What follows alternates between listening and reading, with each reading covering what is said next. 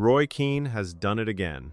Just when England fans were still buzzing from that explosive second-half comeback against Croatia, the former Manchester United captain stepped in with one of his trademark reality checks, and this time, Thomas Tuchel supporters were not happy. England had been shaky, uncertain, and far from convincing in the first half. But after the break, everything changed. The tempo lifted, the confidence returned, the attack clicked. And England eventually walked away with a thrilling 4-2 win. For many watching, that turnaround was a clear sign of Tuchel's influence.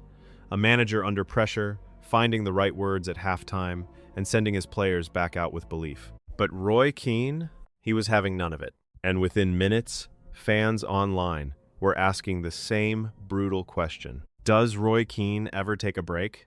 The debate started on ITV after England's dramatic improvement against Croatia. At halftime, England were not in control.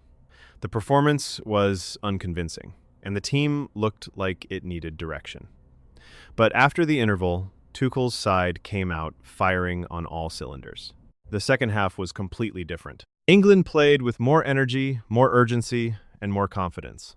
The result was an entertaining 4-2 win, the kind of performance that makes fans believe something special could be building. ITV pundit Emma Hayes gave credit to Thomas Tuchel for that shift. She suggested that the England boss had helped build up his players' confidence during the interval. For Hayes, it was a sign of Tuchel's ability to handle pressure, read the moment, and get the right reaction from his team when it mattered. But then came Roy Keane, and Keane was not impressed by the praise.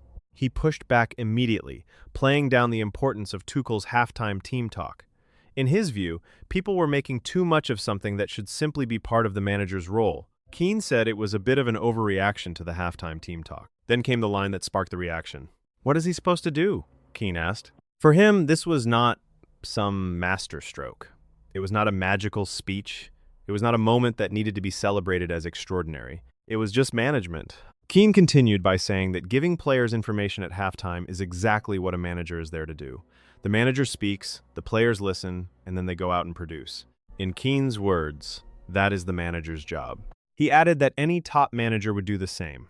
Get the players in at halftime, remind them what they are supposed to be doing, and expect a response. Classic Roy Keane. Direct, cold, unmoved. But this time, many viewers felt he had gone too far. The backlash came quickly. Fans on X were not impressed with Keane's refusal to praise Tuchel. Some felt he was being overly negative.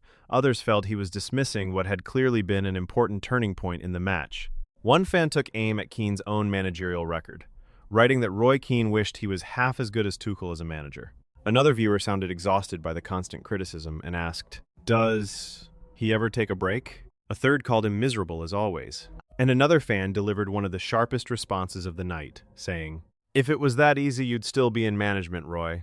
That comment summed up the mood perfectly. For supporters, this was not just about one halftime team talk. It was about Keane's tone, his refusal to get carried away, his constant demand for higher standards, and his habit of stripping emotion out of moments that fans want to celebrate. But that is exactly why Roy Keane remains such a divisive figure. To some, he is simply telling the truth. He sees football through the eyes of a former elite captain, where doing your job is not something to be applauded.